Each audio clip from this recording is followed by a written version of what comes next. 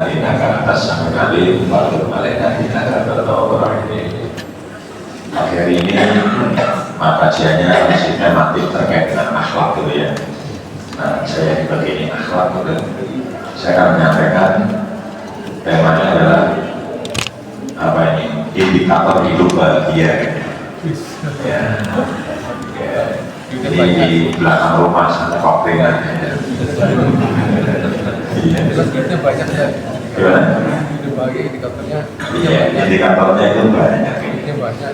Ya, nanti itu kan banyak banget itu, seperti pohon-pohon itu banyak banget. Tadi saya sampaikan, setiap kita yang tahu semuanya ini mesti punya keinginan cita-cita hidup bahagia, betul? Ya. Makanya setiap habis sholat mesti tidak pernah kita lupakan surat Al-Baqarah 201, masih ingat ya? Rabbana atina fid dunya hasanah wa fil akhirati hasanah wa qina adzabannar. Mohon kepada Allah agar kita hidup di dunia ini diberi kesejahteraan, di akhirat juga diberi kesejahteraan, wa qina adzabannar, dan kita dijauhkan dari siksa api neraka. Nah, jamaah yang dirahmati oleh Allah Subhanahu wa taala, sebenarnya bahagia itu apa gitu ya? Bahagia ini suatu keadaan pikiran, perasaan senang, tentram hidup secara lahir dan batin. Kalau lahir batinnya kita tenang, tentram, pikirannya juga tenang, insya Allah kita bahagia. Jadi kalau kebahagiaan dunia itu dengan ketaatan. Pagi hari ini Bapak Ibu semuanya bahagia mana? Dengan ketaatan yang kita lakukan pagi hari ini mendorong hati kita menjadi bahagia. Adapun bahagia di akhirat nanti adalah surga. Di dunia berupa ketaatan, di akhirat nanti adalah surga. Ini pengertian bahagia ya, menurut bahasa ya, Kamus Besar Bahasa Indonesia KBBI gitu ya. Nah, Allah Subhanahu wa taala berfirman di surat An-Nahl ayat 97. A'udzubillahi minasyaitonir rajim. Bismillahirrahmanirrahim. Man 'amila shalihan min dzakarin aw untha wa huwa mu'min wa lanuhyiyannahu hayatan thayyibah wa lanajziyannahum ajrahum bi ahsani ma kanu ya'malun. Man 'amila shalihan, barang siapa yang mengerjakan amal soleh, mendakarin al-ursan, baik dari laki-laki maupun perempuan, wa huwa mu'min, dan dia dalam keadaan beriman, falanuhyiyannahu hayatan thayyibah, maka sesungguhnya akan kami berikan kepadanya suatu kehidupan yang baik. Kehidupan yang baik di sini adalah kehidupan yang penuh dengan kebahagiaan. Itu. Waladadziyannahum ajrahum bi ahsani ma kanu ya'malun. Di samping kehidupan yang baik, kami beri balasan kepada mereka dengan pahala yang lebih baik dari apa yang telah mereka kerjakan. Jadi ini janji Allah gitu ya. Laki-laki perempuan asalkan dia beriman ya. Dia beriman, dia beramal soleh ya. Karena man 'amila shalihan ini beramal soleh dan beriman. Kalau hanya beriman saja, itu banyak orang beriman di Indonesia memang pada beriman, tapi amal solehnya gitu kan. Iman itu akan dibalik, gitu kan. Dia percaya, tapi tidak beramal soleh. Maka rangkaiannya kan amanu wa amilus sholihat, sehingga akan melahirkan suatu kehidupan yang baik, suatu kehidupan yang bahagia. Seperti apa indikator bahagia? Bapak Ibu yang dirahmati oleh Allah Subhanahu wa taala, saya sampaikan ada 7 indikator kebahagiaan hidup. Ya, mungkin ada yang pernah membaca lebih dari ini. Saya batasi 7 dan kira-kira jam 6 selesai. Ini saya ambil dari ungkapan Ibnu Abbas. Nama lengkapnya Abdullah bin Abbas. Itu Abdullah bin Abbas itu sepupu Rasulullah itu. Dalam sejarah saya baca gitu. Ketika kecil dia itu pernah didoakan oleh Rasulullah. Didoakan Rasulullah jelas mandi gitu ya. Apa ya Rasulullah? Allahumma faqihu fiddin wa alimhu takwil. Ya Allah, berilah pemahaman agama kepada Abdullah bin Abbas dan berilah kepandaian, kepintaran gitu ya. Ajarilah dia takwil, artinya dia pintar dalam ilmu tafsir. Sehingga betul begitu Rasulullah wafat, Abdullah bin Abbas baru usia 13 tahun, tapi ilmunya dalam banget. 9 tahun sudah hafal Quran. Dengan berapa kali? Sudah ya Al-Quran dihafalkan. Ya, ini memang luar biasa. Diberi kecerdasan mereka begitu besar gitu ya, dewasa beliau mendapatkan julukan Al-Khibrul Ilm. Khibr itu tinta ya. Tintanya ilmu, Bahrul Ulum, lautan ilmu itu diberikan kepada Abdullah bin Abbas itu. Nah, maka beliau mengatakan ini ada nasihat-nasihat baik yang disampaikan oleh Abdullah bin Abbas yang terkenal dengan Ibnu Abbas. Bagaimana untuk meraih suatu kebahagiaan? Yang pertama adalah memiliki hati yang selalu bersyukur. Qalban syakiran atau qalbun syakir. Hati yang selalu bersyukur. Jadi hati yang selalu bersyukur itu berarti hati yang qanaah. Apa qanaah? Terima padu dalam bahasa Jawa. Menerima apa ada. Jadi hati yang selalu bersyukur adalah hati yang tidak ambisius, tidak ambisi. Hati yang selalu bersyukur, hati yang tidak serakah. Bahasa Inggrisnya beramas. Jika orang yang tidak pernah bersyukur itu stres hidupnya. Gitu. Satu kenikmatan didapat belum disyukuri, dia cari lagi, itu hidupnya itu stres. Maka Allah Subhanahu Wa Taala berfirman dalam surat Al-Baqarah 152 memberi nasihat kepada kita ini pelajaran wadkuruni adkurku waskuruni wala takfurun. Banyak ingatlah kepada Allah, kata Allah, aku akan juga ingat kepada itu. Aku dekat, engkau dekat. Aku jauh, engkau jauh. Ada semuanya ya. Kemudian wasyukuru li wala takfurun, dan banyak-banyaklah bersyukur padaku, kata Allah. Wala takfurun, jangan jadi orang-orang yang mengingkari nikmat, namanya kufur nikmat. Itu. Inilah hati yang selalu bersyukur. Nanti Bapak Ibu pulang ambil satu lembar kertas, ditulis kenikmatan apa yang sudah dirasakan dari mulai hujan sampai mbah-mbah. Banget itu. Kita nggak sanggup menghitung, banyak banget. Sehingga Allah berfirman dalam surat An-Nas ayat 18, wa in ta'uddu nikmatallah la tuhsuha. Gitu. Dan jika kamu menghitung nikmat Allah yang begitu banyak, la tuhsuha, saya kamu tidak akan mampu menghitungnya. Itu innallaha la-ghafurur rahim, sesungguhnya Allah benar-benar Maha Pengampun lagi Maha Penyayang. Maka Allah selalu mengingatkan kepada kita dalam surat Ar-Rahman, disebutkan sampai berapa kali? 30. 31. Iya. Fabi ayyi ala'i rabbikuma tukadziban. Maka nikmat Tuhan kamu yang manakah yang kamu dustakan? Itu dalam kondisi seperti apa, kondisi seperti ini misalkan ya, itulah banyak bersyukur kepada Allah. Syukuri apa yang ada, kan gitu gitu. Iya. Punya sepeda ya alhamdulillah.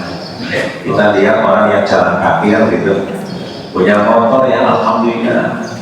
Kita lihat orang yang baru punya sepeda, itu dan seterusnya. Itu maka Rasulullah berpesan kepada kita, undur bila man huwa asfala minkum wala tadur man fawqakum. Lihat orang di bawahmu, jangan lihat orang yang di atasmu. Itu kalau lihat di bawahnya kita banyak bersyukur. Itu maka ada ciri-ciri orang yang selalu bersyukur ini.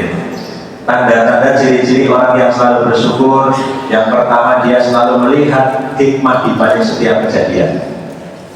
Dia punya pola pikir positif. Setiap kejadian demi kejadian pasti ada hikmah di balik itu. Rabbana ma khalaqta hadza ini. Setiap kejadian di keluarga kita, di diri kita, ya, di dunia ini, ya, di lingkungan kita, mesti semua apa yang terjadi pasti ada hikmah di balik itu. Dan kemudian kita lihat hikmahnya itulah orang-orang yang bersyukur. Dia merasa cukup dan tidak iri, tidak konangan, dia tidak iri dan konangan, merasa cukup, tidak pernah iri. Nah, iri itu apa ini? Iri itu SMS. SMS itu susah melihat orang lain senang dan senang melihat orang lain susah. Itu namanya iri. Ditambahi dengki. Nah, dengki itu tidak suka melihat orang lain sukses dan dia berupaya mungkin menghancurkan orang yang sukses itu. Sama-sama dagang, sebelahnya laris banget, sijinya sepi. Lah yang sepi dia bilang orang bumun, nguruyun, paling seradil, itu paling gunung kawi misalnya. Ini berarti dia dengki itu ya. Nah, maka kita tidak boleh seperti itu. Kemudian konangan tadi ya. Kemudian orang yang selalu bersyukur dia jarang mengeluh dan tidak suka menyalahkan. Jadi dari sifatnya menungsa. Jangan pernah ngeluh. Sering. Ya sering malah ya. Ya ngeluh tapi selalu astagfirullah yang sih ngeluh. Gitu. Artis dari piye, serakatnya umat. Panas dari panas gitu. Kita tidak jarang-jarang ya pokoknya nikmati lah gitu. Tidak suka menyalahkan ya. Jika menghadapi masalah mereka lebih cepat masuk ke mode solusi daripada komplain. Dia mencari solusi di balik masalah-masalah itu. Itulah ciri-ciri orang yang selalu bersyukur. Orang yang selalu bersyukur dia akan memiliki jiwa tawadu. Apa itu tawadu? Rendah hati. Lawannya tawadu apa? Takabur. Takabur itu tinggi hati. Kalau tawadu itu rendah hati. Sombong, rumasa pintar, pemintar, rumasa suki, semuki, rumasa ayu, lenjek. Jadi kita tidak rendah hati. Orang yang rendah hati dicintai Allah, dicintai oleh manusia. Itu mesti tapi orang sing sombong. Orang yang sombong begitu sampai meninggal saja lewat dekat kuburan kakak jadi sombong orang lain. Gitu ya. Kemudian mudah memaafkan dan melupakan kesalahan orang lain. Ciri-ciri orang yang bersyukur. Ibu pernah disakiti, Bu? Pernah? Bapak pernah disakiti? Pernah disakiti. Sakitnya gimana? Hafal Bapak. Nah, kita mencoba memaafkan orang yang pernah menyakiti.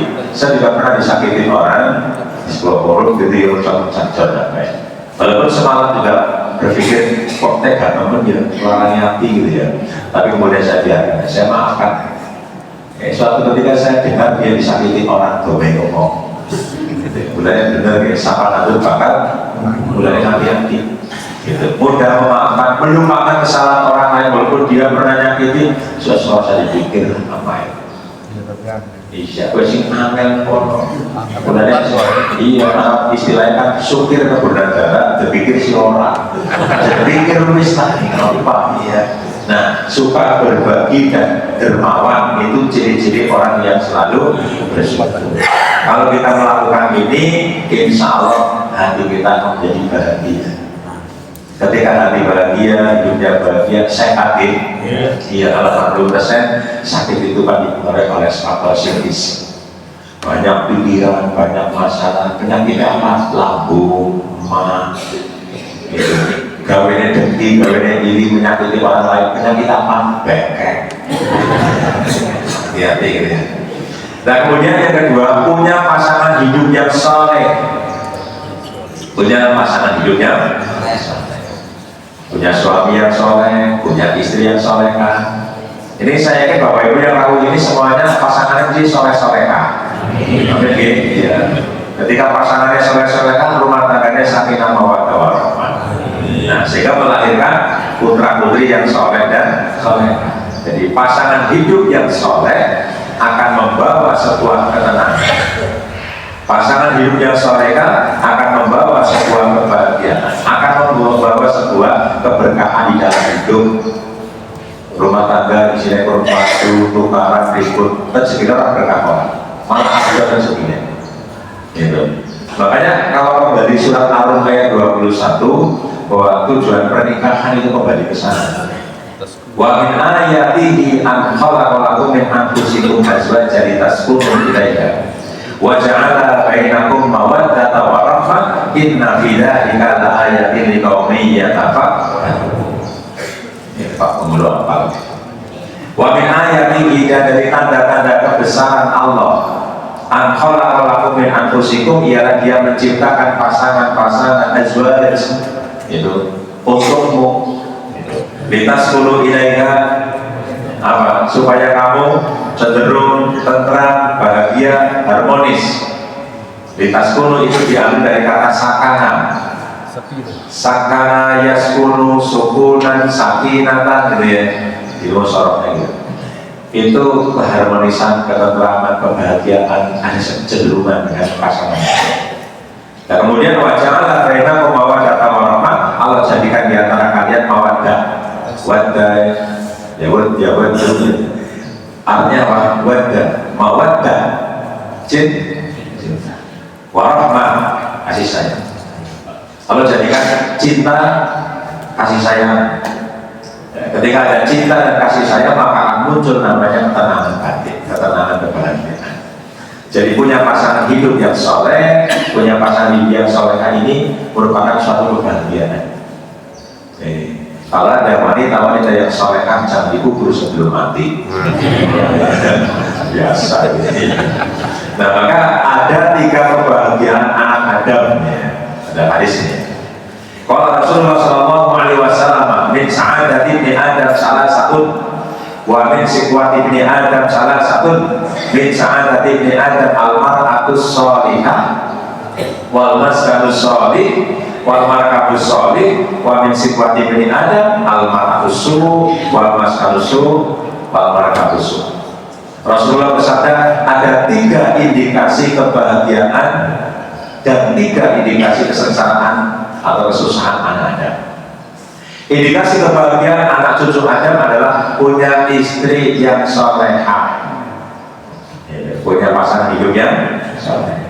Bapak mesti merasakan, dengan punya istri solehah, kawin ngaji, ya, rasanya beda gitu. Rasanya beda. Kelesa orang dari dia menang, ya, kan pasti batinnya bocor. Perasaan banget, boleh buat bisik bingung, kira-kira ya. Tapi jadi ibu itu manajer, betul itu. Duit sebenarnya bisa cukup sudah tuh dari caranya, itu oke. Gitu ya. Kemudian dia punya almaskan, dari kata sakana ya, tempat tinggal, almaskan, tempat tinggal, rumah yang baik. Ya, kan baik mobil sama sendiri. Syukur ya rumahnya mobil gitu. Ya, tapi ya Darul Wasih itu maknanya kan apa, tidak sekedar rumah mobil tapi dadanya mobil. Rumahnya besar tapi dadanya sesat. Ya, mendingan ya rumah sesat kan sempit tapi dadanya mobil. Syukur ya mobil secara dohir rumahnya mobil, hatinya juga mobil. Karena rumah-rumah sekarang di perumahan itu kan kamar 2, ruang tamu, dapur, kamar mandi. Tapi kalau penghuninya harus ada ngaji ya mau mobil gitu. Iya, udah tahu ngaji ya kayak RSS. Rumah sangat sederhana, suatu saja sulit. Kemudian al-markabus sholih, dia punya kendaraan yang enak gitu ya. Ya mau punya sepeda, ya simak sehat, sepeda, bergenjot meninggi. Kalau macet makanya copot, susah kepingin. Motor yang orang berkali dan ya alhamdulillah walaupun tua punya. Saya masih punya motor grand tahun 2000. Padahal iringan Pol nggak beraya. Nah, syukur punya mobil ya apapun bentuknya, yang penting ya orang mogokkan ya alhamdulillah. Dan kemudian indikasi kesengsaraan anak Adam itu kayak tadi, punya istri berakhlak buruk. Kalau ngaji, ya beli, senangnya nuntut, cerewet, sebelum oke. Nah, ya. Nah, kemudian yang berikutnya tempat tinggal yang buruk, kendaraan yang buruk. Ini menjadikan indikasi kita tidak bahagia. Bisa jadi. Nah, jamaah yang dirahmati oleh Allah Subhanahu wa taala, kemudian di Quran dikatakan surat An-Nur ayat 26. Laki-laki soleh dapatnya istri yang solehah. Nah, sekarang kalau ada istri solehah dapat suami tidak soleh, gimana Bu? Ya ujian. Ujian ini. Ya kayak firman kalau Asia kan begitu kok. Ya suaminya tidak kafir dan istrinya solehah begitu. Kadang-kadang ada itu. Saya pernah ibu tanya ke saya, Ustaz, saya mau tanya kenapa saya pakai jilbab kok dilarang. Jadi saya jilbab pakai lemper. Oh, takon ini suamimu ngaji enggak? Orang baru ngaji sholat ya belum. Oh ya pantas. Nah ini berarti ujian. Di Quran surat An-Nur 26, A'udzubillahi minasyaitonir rajim. Wal khabisa lil khabisin. Wal khabisuna lil khabisat. Wa thayyibat wa thayyibin wa thayyibuna lit thayyibat ulaika mubarrauna mimma yaquluna lahum maghfiratu wa rizqun karim. Perempuan-perempuan yang kecil untuk laki-laki yang kecil, dan laki-laki yang kecil untuk perempuan-perempuan yang kecil. Sedangkan perempuan-perempuan yang baik untuk laki-laki yang baik, dan laki-laki yang baik untuk perempuan-perempuan yang baik. Mereka itu bersih dari apa yang dituduhkan orang. Mereka memperoleh ampunan dan rezeki yang mulia dari surga. Jadi satu, memang takut apa? Sudah apa ya? Sunatulahnya begitu. Tapi kadang-kadang ada yang lain. Ya kita nggak tahu sih, nggak tahu ngerti-ngerti orang. Wismilkan katon buruk ya kalau memang tidak bisa dipertahankan, cilanangnya galak, orang yang duit bisa nggak pernah pakai nafkah, ya sudah. Terus kadang-kadang ada RT, ya sudah, pulangkan saja aku pada bioku. Gitu ya, bio itu tidak balik-balik papat, ya urusan ya, boleh papat dina pakai kakek ya. Nah, jamaah yang dirahmati oleh Allah Subhanahu wa taala, ini ada beberapa kriteria wanita-wanita yang baik dalam Islam. Istri yang solehah seperti apa ini? Solehah secara agama, dari dia istri yang taat kepada Allah. Istri yang membahagiakan suami, istri soleh ini secara fisik, emosi, spiritual itu. Kemudian istri yang taat kepada suami dalam hal-hal yang makruh tentunya, yang mentaati kepada suami. Seperti dalam hadis dikatakan, khairun nisa man tasuru ka idam sota wa tutiu ka idam mata. Istri yang baik itu, kata Nabi, orang istri yang menyenangkan ketika dipandang oleh suami orang lain. Orang lain buktinya apa? Agar konten-konten, agar dandan, kok jadi dandan bersama lampu. Nggak jadi coba orang bolong. Waktu itu kaidah amanah, istri yang ketika disuruh oleh suami dia taat. Samping itu adalah istri yang menjaga diri dan harta suami. Watafadu waibataka binafsiha wa malika, menjaga harta suami dan menjaga dirinya sendiri. Penyayang, subur, misalkan sudah korban dalam pernikahannya, sederhana dalam mahalnya itu istri suami. Orang untuk terlalu banyak. Di kamu naik kayu, mas kawinnya apa juga nih, oh expander. Pandai bersyukur, akhlaknya mulia, ini kriteria wanita-wanita yang baik di dalam Islam. Nah, Bapak Ibu yang dirahmati oleh Allah SWT.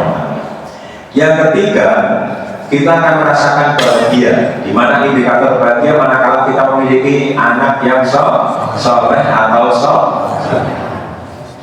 Setiap kita mesti punya cita-cita, harapan ya Allah. Rabbi habli minas sholihin. Energi. Rabbana hablana min azwajina itu Allahumma ja'al auladana min ahli birri wal khair wa la taj'alhu min ahli syarri wal khair. Karena kita juga ada kekhawatiran kalau kita itu meninggalkan generasi yang lemah, betul? Tidak usah khawatir. Kayaknya orang gini meninggalkan generasi yang sebagaimana firman Allah surat An-Nisa 9 itu, waliyasalladzina lam tarakum min khalqikum dzurriyyatan liman. Hendaklah Anda ada rasa khawatir kalau Anda meninggalkan generasi yang lemah akidahnya, lemah agamanya, lemah apanya, ekonominya termasuk ya. Insya Allah kalau dia agak akidahnya kuat, bapaknya kuat, insya Allah mengikuti lah. Jelas kalau orang akidahnya kuat, iman amalnya kuat, mesti orangnya cenderung pada disiplin. Gitu. Nah maka Allah berfirman dalam surat Al-Isra ayat 23, seperti apa gambaran orang-orang anak-anak yang soleh, gitu ya. Wa qadara rabbuka alla ta'budu illa iyyah wa bil walidaini ihsana. Anak yang soleh itu anak yang tidak syirik, anak yang tekun beribadah kepada Allah. Gitu. Jadi Allah ta'budu illa iyyah, dia sergap ibadah, ya, rajin beribadah, wa bil walidaini ihsana, dan dia senantiasa berbakti, berbuat baik kepada kedua orang. Maka ya disebutkan di dalam surat Luqman ayat 15 sampai 19. Tanda-tanda anak yang soleh itu tandanya seperti apa itu? Di surat Luqman 15-19, yang pertama, anak yang soleh adalah berperilaku baik pada ibu dan ayah walau tuanya syirik. Gitu. Ya, mungkin di antara bapak ibu ada yang orang tuanya syirik, ya, ada ya. Orang tuanya mungkin masih abangan dulu gitu ya. Orang tuanya mungkin yaitu belum mengamalkan sholat gitu. Ya punya ada saja. Tapi kita punya orang tua seperti itu, kita harus bagaimana? Ya, kita wasofi buma fidunya makrufah, kita tetap berbuat baik.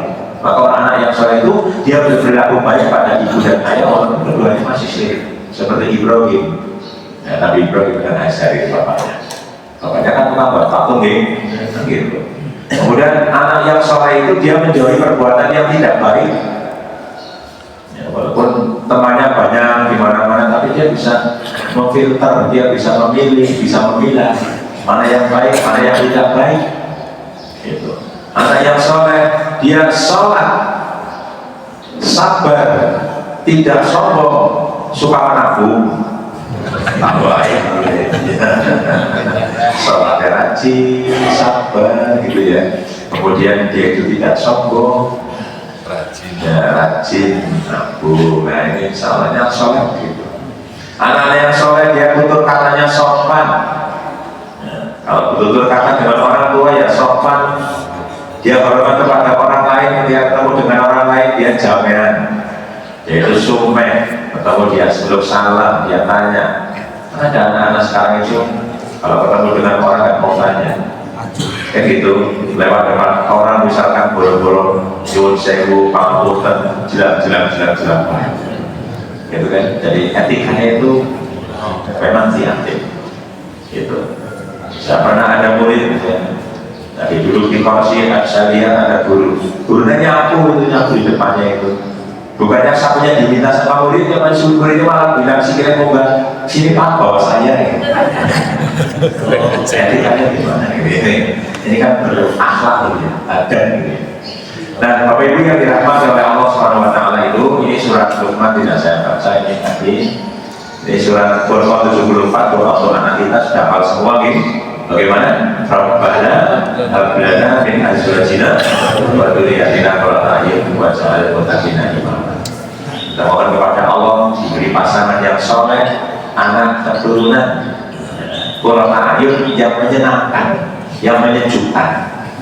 Ya, kemudian kita mohon kepada Allah agar kita bisa menjadi imamnya orang-orang yang bertakwa. Waj'alna lil muttaqina imama.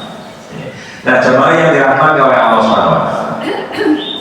Nah, kemudian indikator bahagia manakala kita itu memiliki lingkungan yang kondusif, lingkungan yang kondusif, lingkungan yang kondusif, lingkungan yang bisa mendorong kebaikan untuk anak keluarga kita. Insya Allah lingkungan kita ini lingkungan kondusif, lingkungan kondusif itu di mana di situ masjidnya makmur. Makanya saya pernah baca Nabi Muhammad mengatakan untuk mengukur barometer baik dan tidaknya sebuah lingkungan, lihat masjidnya. Ketika masjidnya makmur, jamaahnya makmur, kemudian pengajian juga banyak seperti ini, insya Allah lingkungannya saya gitu. Di situ ada kegiatan yang saling mengingatkan. Watawa sobil hak, watawa sobis. Di situ ada proses seperti itu. Makanya di Quran surat Ad-Dariyat 55 pentingnya saling mengingatkan. Fadzakir fa inna dzikra tanfa'ul mu'minin. Dan tetaplah memberi peringatan karena sesungguhnya peringatan itu bermanfaat bagi orang-orang yang beriman.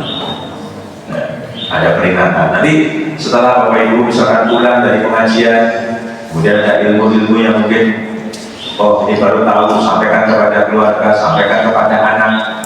Ini pesan Allah kan begitu, surat Asy-Syura ayat 214. Wa andir nasiratakal aqrabin, dan berilah peringatan kepada kerabat-kerabatmu yang terdekat. Jangan ngaji hanya untuk diri sendiri, tapi bagaimana untuk keluarga. Bisa diamalkan diri sendiri, untuk keluarga, untuk anak, untuk istri, gitu ya. Nah, Bapak Ibu yang dirahmati oleh Allah Subhanahu wa Ta'ala, terkait dengan lingkungan itu ternyata sangat mempengaruhi terhadap kepribadian anak, kepribadian seorang. Makanya kalau Ki Hajar Dewantara mengatakan ada 3 pusat pendidikan. Kalau saya pelajari, menurut seorang ulama mengatakan jangan hanya 3. Ini nanti belum sempurna. Kalau 3 itu kan berarti keluarga, lingkungan, sekolah, kemudian tambah 1 lagi, apa kira-kira? Masjid. Nah, maka siapa itu Profesor Muhammad Abdul Al-Abrosi pernah mengatakan ada 4 lingkungan pendidikan yang mempengaruhi kepribadian manusia. Pertama adalah keluarga, kemudian sekolah, kemudian masyarakat, kemudian masjid. Gitu.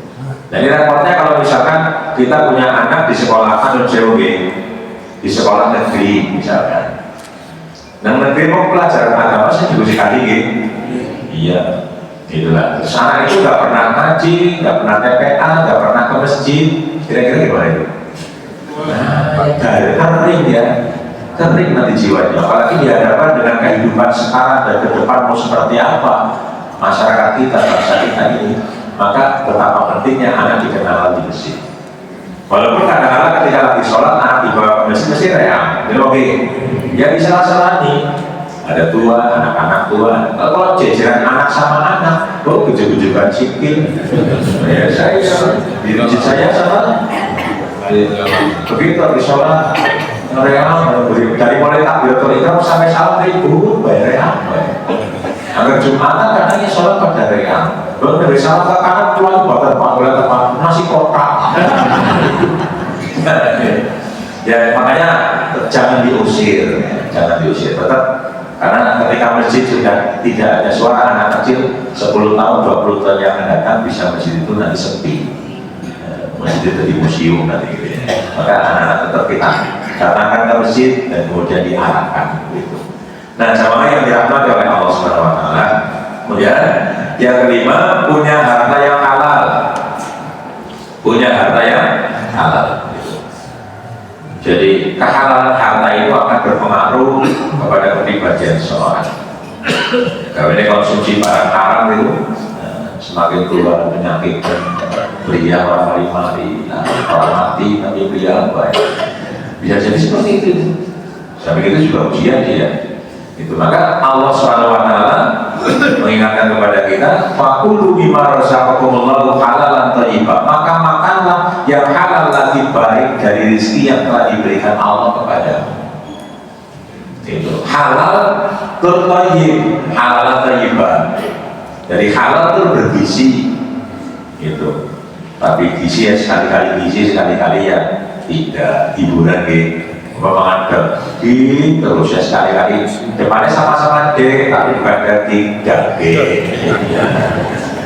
itu kan ya hiburan anak templok random pasal gitu sih namanya apa itu. Jadi itu ya sekali-kali hiburan. Jadi makan halal itu. Waskuru nikmat Allah in kuntum iya ta'budun, dan bersyukur atau syukurilah nikmat Allah jika kamu hanya menyembah kepadanya.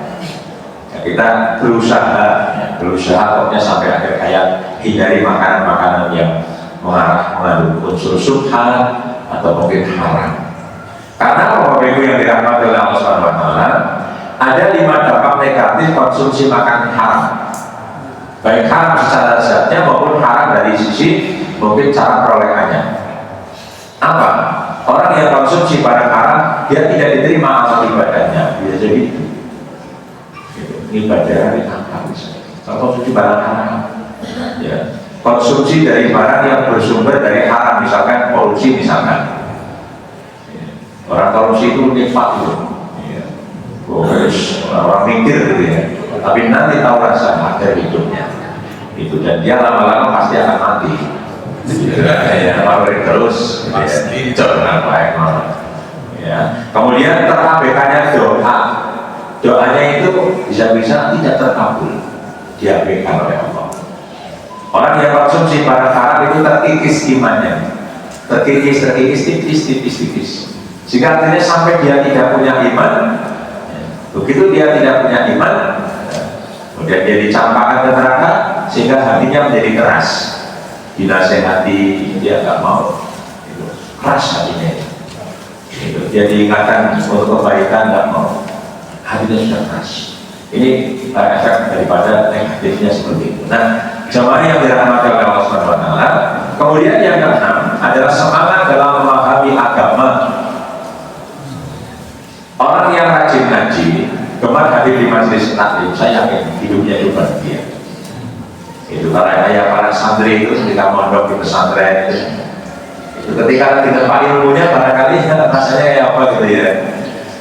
Saya merasakan gitu, pas bangun pagi dibuka lagi si musyrik ya butuh balas macam-macam. Tapi begitu setelah tua merasakan punya ilmu kayak bapak ibu kan, punya rasanya bahagia. Jadi insya Allah dengan kita semangat di dalam memahami ilmu agama, kita akan merasakan suatu kebahagiaan hidup. Ada asar ya, bukan hadis, bukan asar itu. Jadi ucapan ulama ini, ucapan sahabat, bagaimana ini? Man arada dunya fa'alaihi bil ilmi, wa man arada akhirah fa'alaihi bil ilmi, wa man arada huma fa'alaihi bil ilmi. Ini bukan hadis ya. Ada makar hadis yang dibersihkan ini ucapan Imam Syafi'i. Siapa yang menginginkan suatu kebahagiaan hidup di dunia, maka dengan ilmu. Siapa yang ingin kebahagiaan akhirat, dengan ilmu. Kepengen hidup dunia akhirat kok bahagia, kuncinya apa? Ilmu. Ain lam mim. Jadi kalau dijabarkan ain itu berarti ain tinggi. Mim ya, ain ilmu, lim, lamnya itu berarti latif. Dia akan berkelembutan ilmu. Nah, mimnya menjadi makhluk atau menjadi raja karena punya ilmu, atau menjadi mahir dia karena punya ilmu.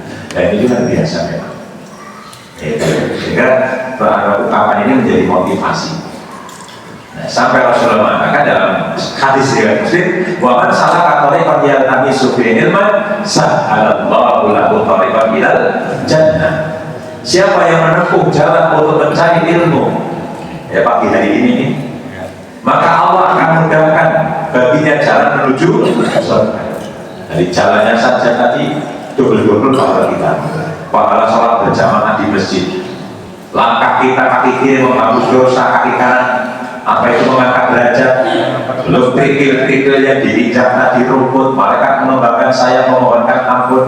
Ya Allah, sahabatullah, Allah memudahkan dia masuk surga. Maka insya Allah yang rawuh pagi hari ini calon-calon untuk bisa masuk. Nyong ya kayak itu. Pakai jadi insya Allah kita akan diberi pemahaman. Apa tergantung niat kita.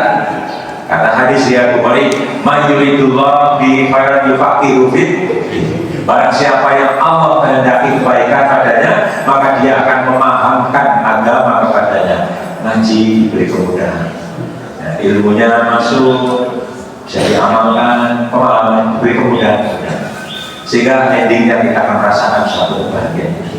Ini indikator yang pertama. Kemudian yang terakhir, sampai jam berapa? Jam 6.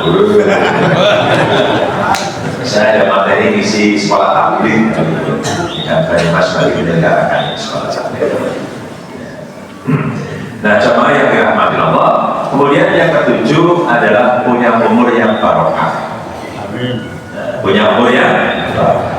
Insya Allah kita barokah sebagai umur ya, semakin tua semakin tambah usia ya, semakin kuat semakin lemah ya.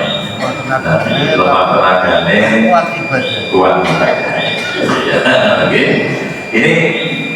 Ini kereta mau berangkat ini. Ini memang di surat Yasin ayat 68 jelas banget ini. Wa man nu'ammirhu nunakishu fil khalqi afala yaqilun.